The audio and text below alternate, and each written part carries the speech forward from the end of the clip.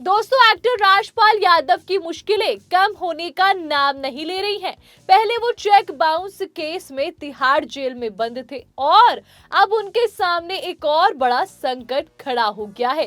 क्या राजपाल यादव सच में कंगाल हो जाएंगे?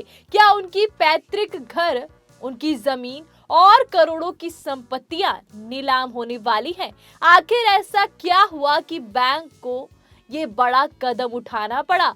4 PM बॉलीवुड की इस रिपोर्ट में हम आपको बताएंगे पूरी कहानी, लेकिन अंत तक जरूर बने रहिए क्योंकि इस पूरे मामले में एक ऐसा मोड़ भी है जिसने सभी को चौंका दिया है।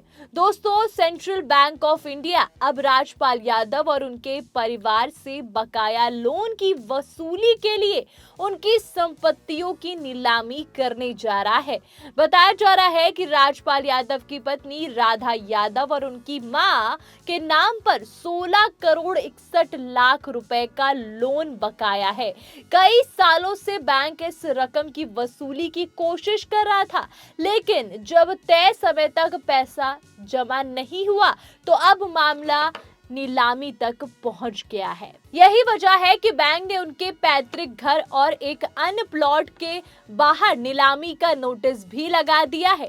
जानकारी के अनुसार 9 सितंबर से नीलामी की प्रक्रिया शुरू की जाएगी। अब सवाल ये है कि आखिर इतना बड़ा कर्ज हुआ कैसे? बताया जाता है कि राजपाल यादव ने अपने पिता नौरंग यादव की संपत्ति को गिरवी रखकर करीब 5 करोड़ रुपए का लोन लिया था, लेकिन समय पर लोन नहीं चुकाने की वजह से ब्याज और अन्य चार्ज जुड़ते गए और बकाया रकम बढ़कर करीब 16 करोड़ 61 लाख रुपए तक पहुंच गई है। बैंक ने साल 2024 में इस संपत्ति को सीज कर लिया था। उस समय राजपाल यादव की ओर से बैंक को भरोसा दिलाया गया था कि जल्द ही पूरा लोन चुका दिया जाएगा, लेकिन तय समय सीमा के भीतर भुगतान नहीं हो पाया। इसके बाद मुंबई डेब्ट रिकवरी ट्रिब्यूनल के आदेश पर बैंक ने दोबारा वसूली की प्रक्रिया शुरू कर दी।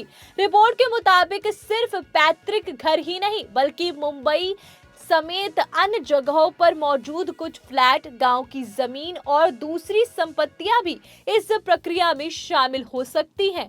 अब बात करते हैं उस मामले की जिसकी वजह से राजपाल यादव जेल में थे। ये मामला करीब 16 साल पुराना है और उनकी फिल्म अता लापता से जुड़ा हुआ बताया जाता है। फिल्म बनाने के लिए उन्होंने करोड़ों रुपए का कर्ज लिया, लेकिन समय पर रकम वापस नहीं की जा सकी। इसके बाद चेक बाउंस की कई मामले दर्ज हुए। हाल ही में दिल्ली हाई कोर्ट ने इस मामले में सख्त रुख अपनाते हुए उन्हें 3 महीने की जेल की सजा सुनाई थी। कोर्ट ने उनके व्यवहार पर भी सवाल उठाया और जुर्माना भी लगाया। इससे पहले इसी साल फरवरी में राजपाल यादव को 12 दिनों तक जेल में रहना पड़ा था, जिसके बाद से चारों तरफ सभी, चाहे बॉलीवुड सेलेब्स हो या सभी लोग उनके सपोर्ट में सामने आए थे। अब सबसे बड़ा सवाल यही है कि क्या राजपाल यादव इस भारी भरकम कर्ज को चुका पाएंगे? क्या आखिरी वक्त पर कोई कानूनी राहत मिलेगी या फिर सच में उनकी करोड़ों की संपत्ति नीलाम हो जाएगी?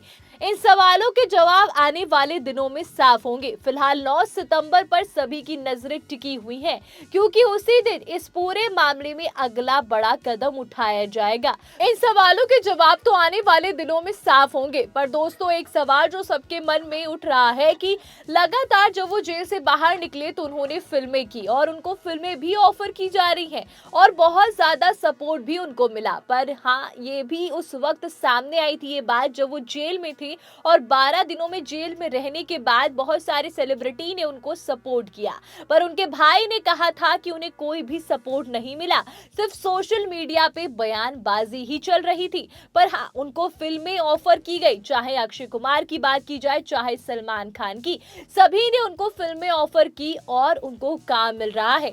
पर अब सबसे बड़ी बात ये है कि वो कैसे ये इतना बड़ा कर्जा चुकाएंगे? क्या उनकी जमीन नीलाम हो जाएगी? फिलहाल 9 सितंबर पे सबकी नजरें टिकी हुई हैं, क्योंकि उसी दिन इस पूरे मामले में अगला बड़ा कदम उठाया जाएगा। जब वो जेल में गए थे तो हर तरफ अफरा तफरी मच गई थी, सब मदद के लिए सामने आए थे। देखते हैं अब क्या होगा राजपाल यादव के साथ, क्या वो कंगाल हो जाएंगे? अब ये तो आगे की सुनवाई और आगे 9 सितंबर के बाद ही पता चलेगा कि क्या होगा इस मामले में। फिलहाल इस खबर पे आपकी क्या राय है, कमेंट में जरूर बताइएगा। और ऐसी बॉलीवुड अपडेट और किस्से कहानी के लिए बने रहे थे सिंह राठौर के साथ। और जाते जाते 4 PM बॉलीवुड को सब्सक्राइब करना मत भूलिएगा। आपका धन्यवाद।